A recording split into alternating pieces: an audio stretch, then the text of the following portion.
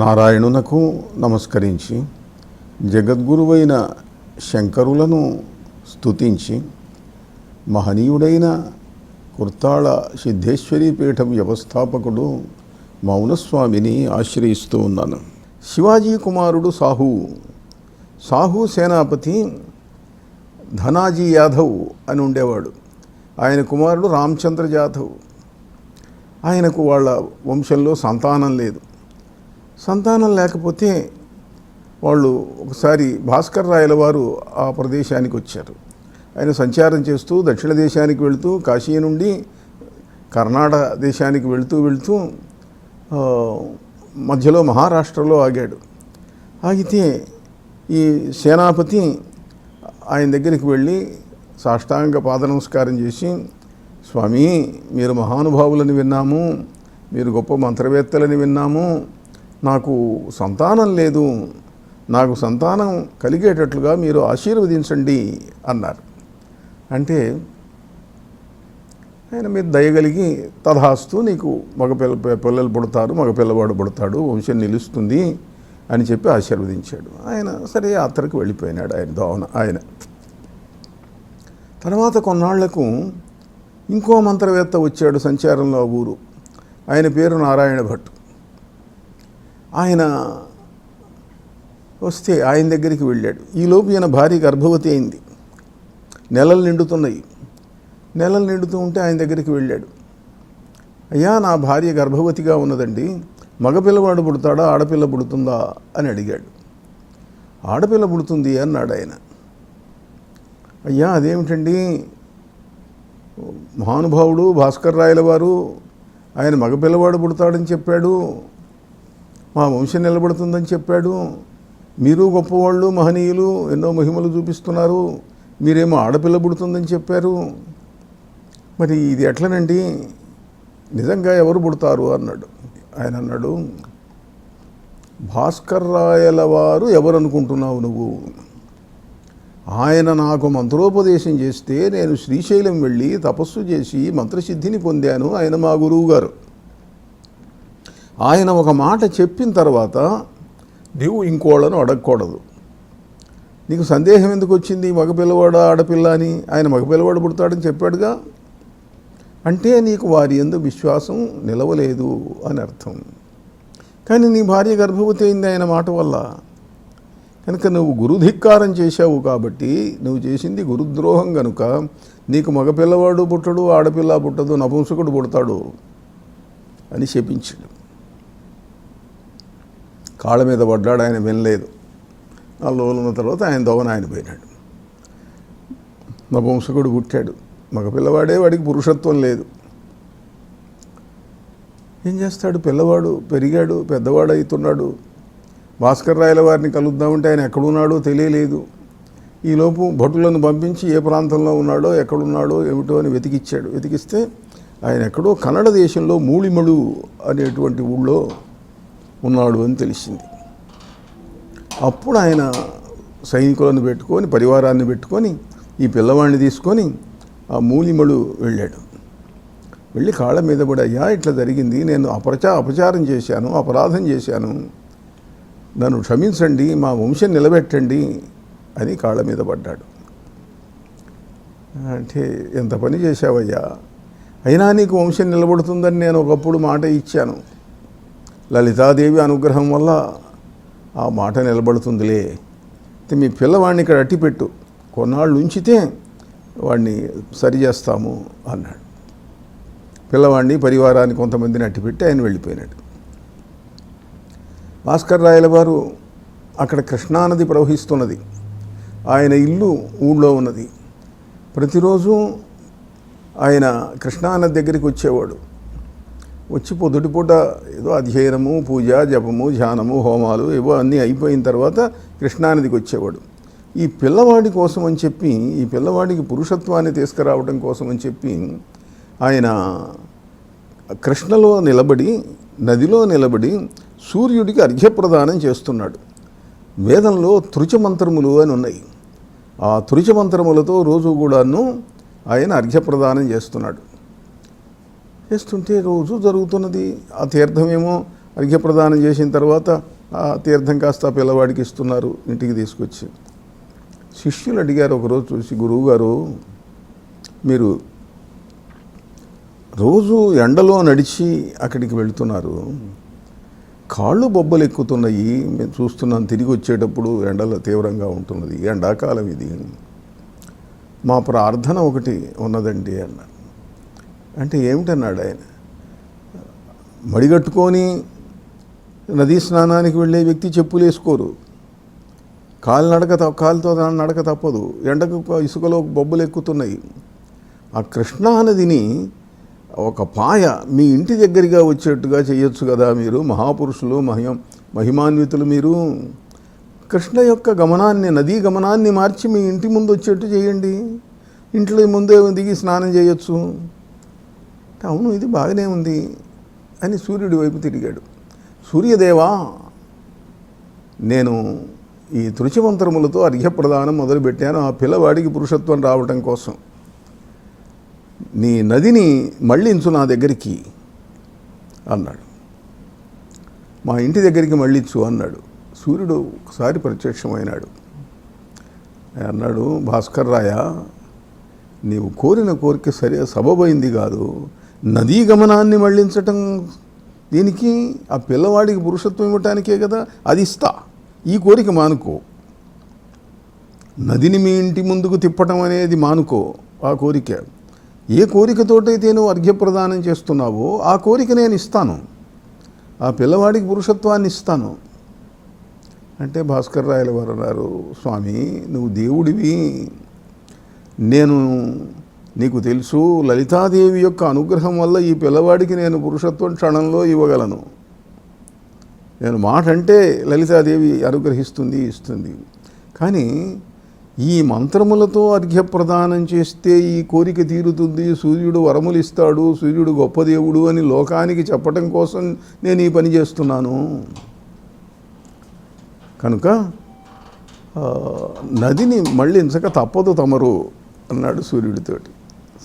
సరేలే నాయన అన్నాడు. ఆయన నదిని మళ్ళీ ఇచ్చాడు. భాస్కర్ రాయల వారు ఆ రకంగా లలితాదేవి యొక్క మహత్వాన్ని మాత్రమే కాకుండా సూర్యదేవుని యొక్క మంత్రముల యొక్క శక్తిని కూడా లోకానికి అందించాడు. సాహు సేనాపతి కుమారుడు, ఆ కుమారుని యొక్క బిడ్డ, వాడు పురుషత్వాన్ని పొందాడు భాస్కర్ రాయల వారి యొక్క ప్రభావం వల్ల.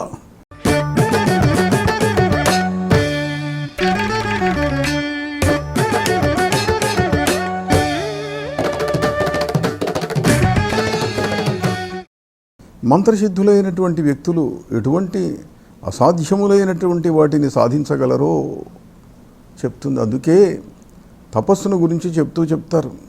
యద్దుష్కరం యద్దురాపం యద్దుర్గం యచ్చదుస్తరం తత్సర్వం తపసా ప్రాప్యం తపోహి దురతిక్రమం.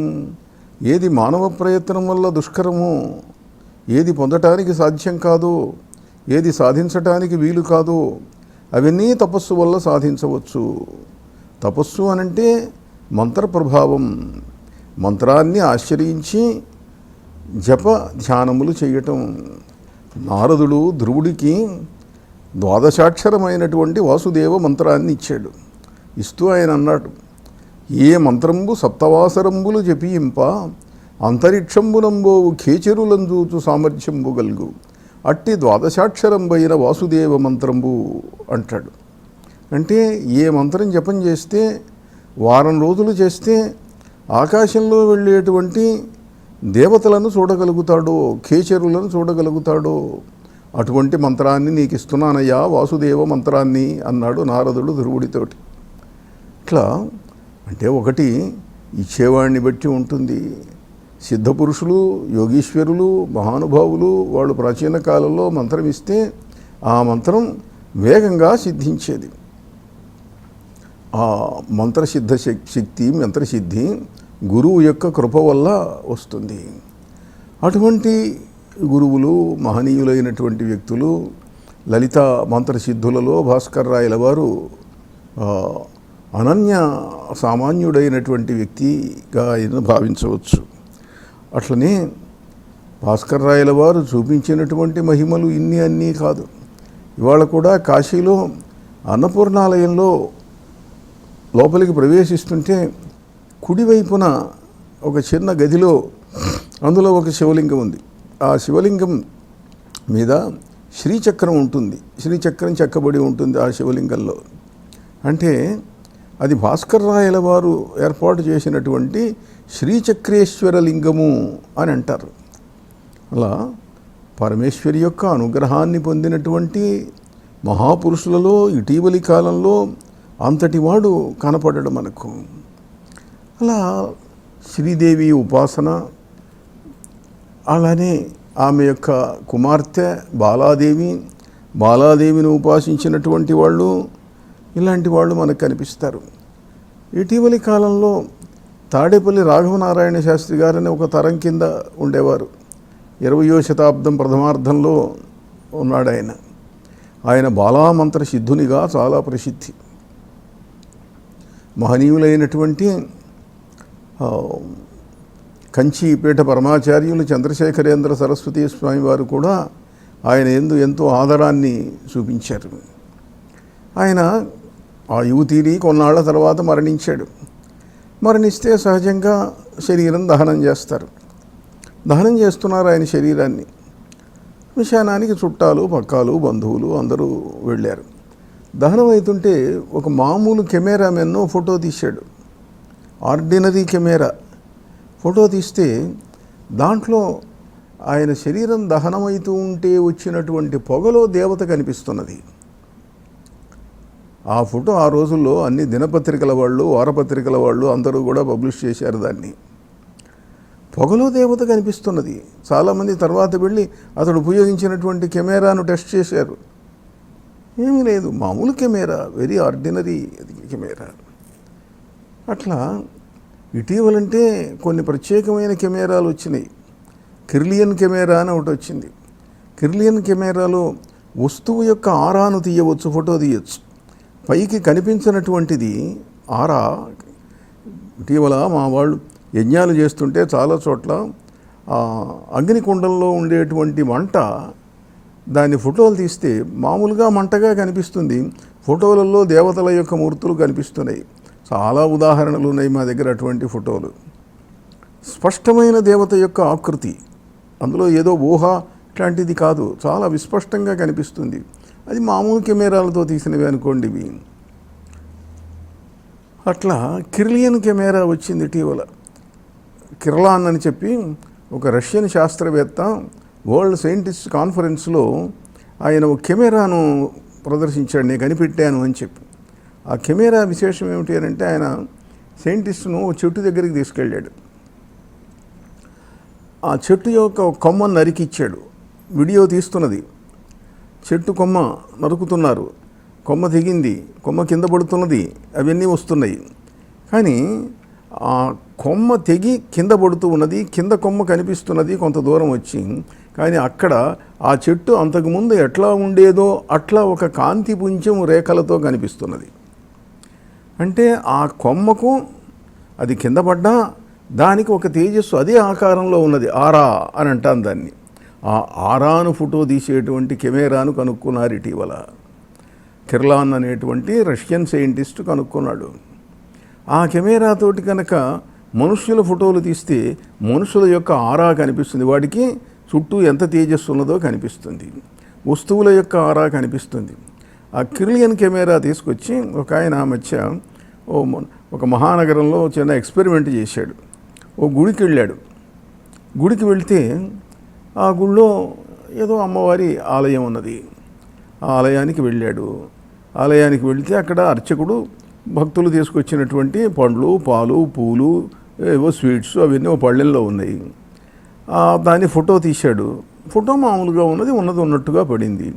మంత్రం చెప్పి నైవేద్యం పెట్టాడు. నైవేద్యం పెట్టిన తర్వాత ఫోటో తీశాడు.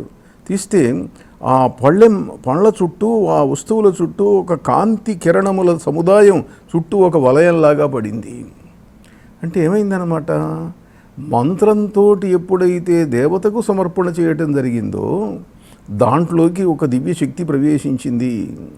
ఆ ప్రవేశించినటువంటి దివ్యశక్తి అది మనం ప్రసాదంగా తీసుకుంటే ఆ శక్తి మనలోకి వస్తుంది. కనుక దేవతా పూజలు, నైవేద్యములు, మంత్ర ప్రభావము ఇవన్నీ కూడా చాలా అపూర్వమైనటువంటివి. ఇటువంటి విశేషాలు ఇటీవల ఎన్నో బయటపడుతూ ఉన్నాయి. ఒక ఆస్ట్రియన్ సైంటిస్ట్ రాశాడు, సిద్ధ గురువు యొక్క బొమ్మ ఎదురుగా పెట్టుకొని ధ్యానం చేస్తే ఆ బొమ్మలో నుంచి జడ్ రేస్ వస్తవి అని, జడ్ రేసును ఆయన మెజర్ చేసి చూపించాడు. మనకు ఎక్స్రేస్ తెలుసు కానీ జడ్ రేస్ తెలియదు. ఏమిటా జడ్ రేసు అని అంటే, ఆ వ్యక్తి సిద్ధుడైతే ఆ గురువు లేదా ఒక దేవతా విగ్రహం పెట్టుకుంటే ఒక గుళ్ళోకి వెళితే దాంట్లో నుంచి నీలోకి శక్తి ప్రసరిస్తుంది. అవి జడ్ రేసు అని ఆ జడ్ రేసును మెజర్ చేసేటువంటి ఒక మెషిన్, ఒక యంత్రం ఆయన కనిపెట్టాడు. ఇట్లా ప్రపంచంలో ఎన్నో విచిత్రమైన విశిష్టమైన పరిశోధనలు జరుగుతున్నాయి. అట్లా మహనీయుడైనటువంటి తాడేపల్లి రాఘవనారాయణ శాస్త్రి యొక్క శరీర దహన సందర్భంగా వచ్చినటువంటి ధూమంలో దేవత కనిపించింది అని అంటే, దేవతలు ఉపాసిస్తే మనుష్యులలోకి వచ్చి ప్రవేశిస్తారు, ఉంటారు, అవసరమైతే బయటికి వెళ్తుంటారు, వస్తుంటారు అన్నది అది కనిపిస్తున్నది. అలానే ప్రకాశం జిల్లాలో అద్దంకి ఉన్నది. అక్కడ కృష్ణమూర్తి అని ఒక మంచి మంత్రవేత్త ఉండేవారు, నాకు బాగా ఆప్తుడు, స్నేహితుడు ఆయన. ఆయన అద్భుతమైనటువంటి వస్తు సృష్టి చేసేవాడు. ఎంతటి వస్తు సృష్టి అని అంటే, ఒకసారి హోమం జరుగుతుంటే కొంతమంది భక్తులు ఆయన అడిగారు, ఏమండి అప్పుడు ఎప్పుడో దశరథ మహారాజు పుత్రకామేష్టి చేస్తే యజ్ఞపురుషుడు పాయసం పట్టుకొని కలశంతో వచ్చాట, అది నిజమేనా అని అడిగారు. నిజమే, మీరు అట్లా చేయగలరా అని. చేస్తాను అన్నాడు ఆయన.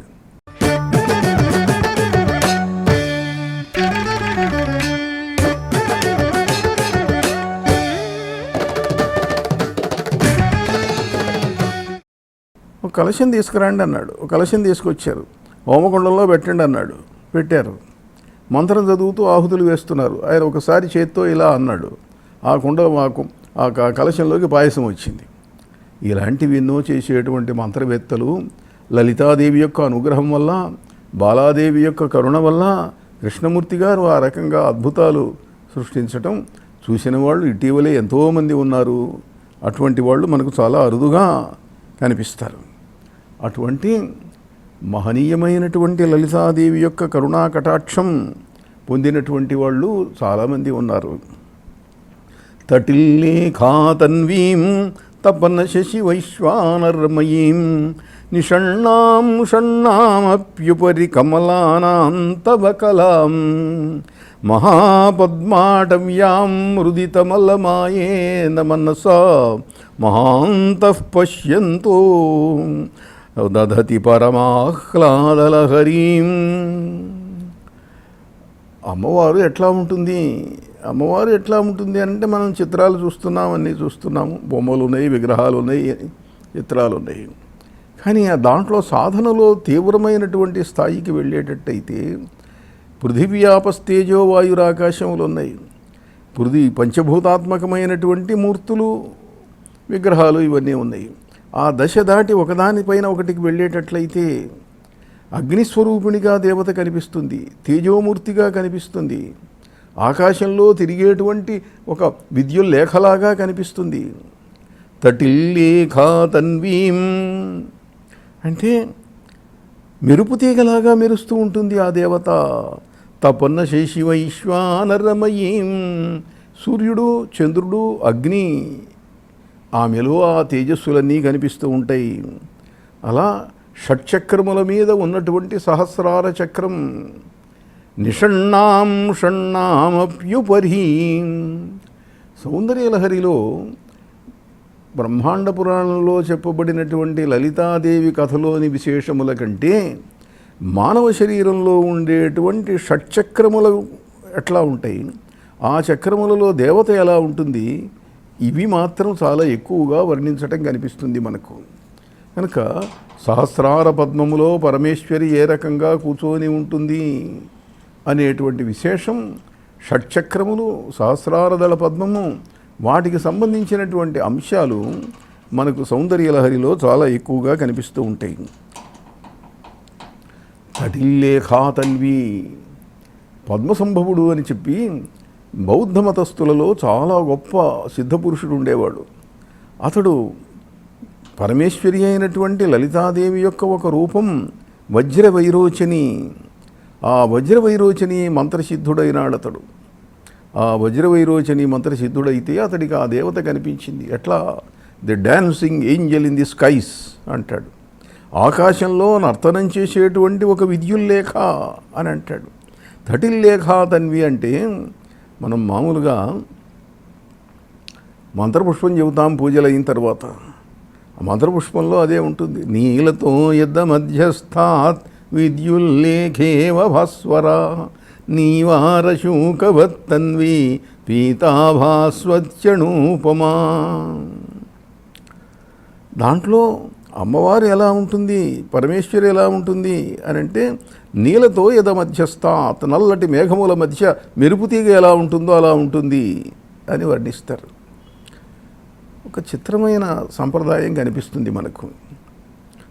ఏ గుడైనా సరే, అది లలితాదేవి గుడి కావచ్చు, శివుడి గుడి కావచ్చు, విష్ణుమూర్తి గుడి కావచ్చు, హనుమంతుడు కావచ్చు, రాముడు కావచ్చు, మంత్రపుష్పం మొదలు పెట్టంగానే ఆ దేవుణ్ణి చూపించి సహస్రశీర్షం దేవం విశ్వాక్షం విశ్వశంభువం విశ్వం నారాయణం దేవమక్షరం పరమం పదం విశ్వతః పరమాన్నిత్యం విశ్వం నారాయణగుం హరిం విశ్వమేవ ఇదం పురుషః అని చెబుతుంటాడు అర్చకుడు. అడుగో చూడండి, 1000 తలలు కలవాడు, 1000 కన్నులు గలవాడు, 1000 పాదములు గలవాడు, సహస్రశీర్ష పురుష సహస్రాక్ష సహస్రపాత్. అక్కడ ఉన్నటువంటి శివలింగానికి కాళ్ళు చేతులు కళ్ళు ఏమి కనపడటం లేదే. ఆ శివలింగాన్ని చూసి కూడా 1000 చేతులు 1000 కన్నులు అంటున్నాడు, 1000 తలలు అంటున్నాడు. 4 చేతులు ఉన్నటువంటి విష్ణుమూర్తిని చూసి అదే వర్ణిస్తున్నాడు, అమ్మవారిని చూసి అదే వర్ణిస్తున్నాడు. ఏవి అక్కడ? ఎవరైనా ఏమయ్యా అర్చకుడా, నువ్వు అబద్ధాలు ఎందుకు చెబుతున్నావు, ఆ విగ్రహాన్ని చూపించి 1000 తలలు ఉన్నవి అని చెబుతున్నావు అని ఎవరైనా అడుగుతారా? అడగరు. ఎందుకంటే అది ఏదో సంస్కృతంలో ఏదో మంత్రాలు చదువుతున్నాడండి, మాకేం తెలుస్తుంది అని అంటారు. మన దృష్టి ఎక్కడ ఉంటుంది? ఏదో నువ్వు పూజకు తీసుకెళ్ళావు, ఏదో కొబ్బరికాయ పండ్లు పూలు తీసుకెళ్ళావు, కొబ్బరికాయ కొట్టాడు, మనకు పెద్ద చెప్పిస్తాడా చిన్న చెప్పిస్తాడా? ఎట్లాగో చిన్న చెప్పే ఇస్తాడు, పెద్ద చెప్పే అని ఉంచుకుంటాడు. మనకు దాని మీదనే దృష్టి ఉంటుంది. కనుక ఈ 1000 తలలు 1000 కన్నులు పట్టవు.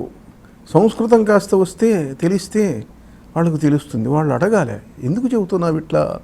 ఏదోనండి చిరకాలంగా వస్తున్న ఆచారం, ఇక్కడ చదవాలని చెప్పారు, చదువుతున్నాను, అలవాటైంది, ఏదో వేదము సస్వరంగా నేర్చుకున్నాడు, చదువుతున్నాడు అని. ఏమిటి దాంట్లో రహస్యం అని అంటే, నువ్వు గుడి దగ్గరికి వస్తున్నావు, అమ్మవారిని చూస్తున్నావు, ఆమెను వర్ణిస్తున్నారు, చివరేమో చెప్తున్నారు 1000 తలలు 1000 కన్నులు కలిగినటువంటి పరమేశ్వరుడు ఈమె, ఇతడే అని చెబుతున్నారు.